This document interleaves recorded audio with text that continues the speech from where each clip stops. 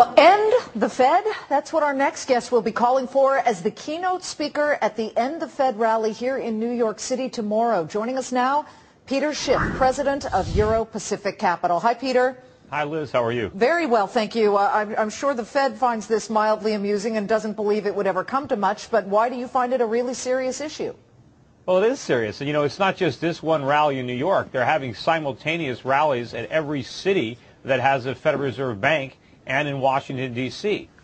And, you know, the bottom line is the Fed is chiefly responsible for the predicament that our country finds itself in, and the Federal Reserve is not living up to its original mission. I mean, first of all, when we first established the Federal Reserve back in 1913, you know, Federal Reserve notes were notes. They weren't dollars. They were promises by the Fed to pay gold.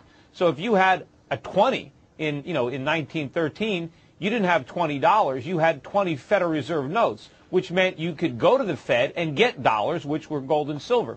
And also, when we initially created the Fed was supposed to give us an elastic money supply. And what that means is that when the economy is expanding, money supply grows. When the economy is contracting, money supply shrinks.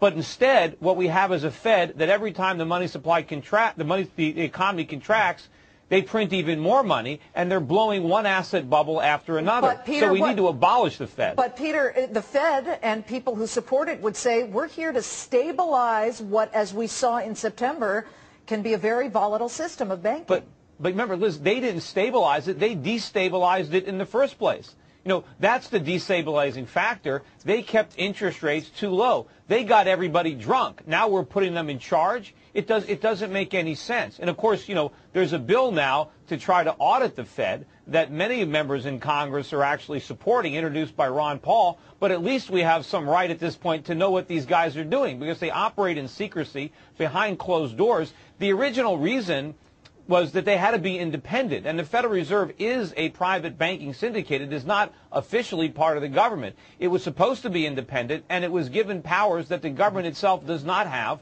like the ability to issue paper money. The government does not have that ability, so the Fed was able to do it, but it was doing it because the money was backed, or the notes were backed by gold. Well, but they're not living up to their original mission, and they're doing a lot of damage to our economy. Well, last night, Dave Ramsey had the special here on Fox Business, Your Money, Your Hope, you know, talking about the real hope of what we should do. And he's talked specifically about allowing failure and how it's an okay thing to let companies that don't do the job properly to fail. But what we've seen is Treasury and the Federal Reserve definitely pumping near-failing companies like Citi full of money so that they look like they're in the pink of health. Absolutely, Liz. Bankruptcy is a healthy part of capitalism. Bankruptcy is the market's way of purging the economy from unprofitable businesses that are destroying wealth. We need companies that are insolvent, that are not generating profits, to go bankrupt. So you don't buy the theory that had we, let's say, an AIG, this is what we keep hearing, there would have been massive systemic risk?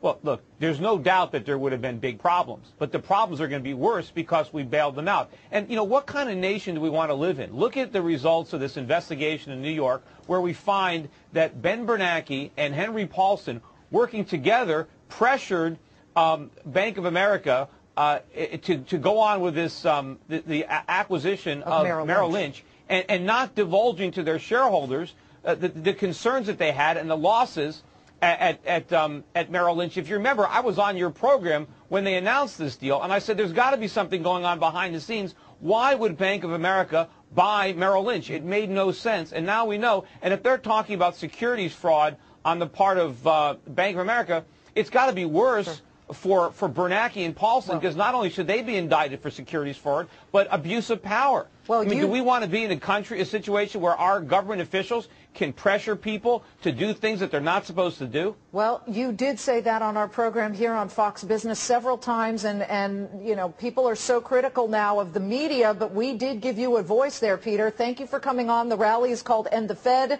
It's tomorrow in various cities across the United States. Peter, you're going to be the keynote speaker at the one here in New York. Thank you for joining us. And if you're in the New York area, come on down and protest with us. Where is it? It's in, you know, I forget the name of the park. There's a march from the Federal Reserve. I know. I'm speaking at 3:30 though, so I can... That's all he knows. You know, he's one of those focused people, kind of linear thinking. Thank you, Peter. We'll see you later.